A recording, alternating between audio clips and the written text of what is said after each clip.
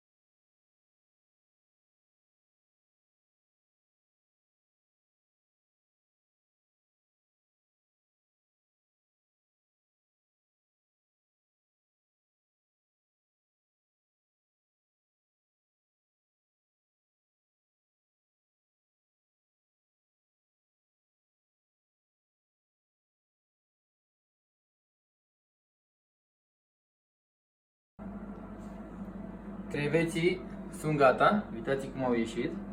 Hai mai aproape să vezi ce textură au. Uite așa sunt creveți pane, da? Și facem aici un mic cocktail shrimp with Paul signature. Și uite cam așa arată partiul nostru de casă, da? Uite cam așa arată. Aici avem loc de 2, ca să fim generoși.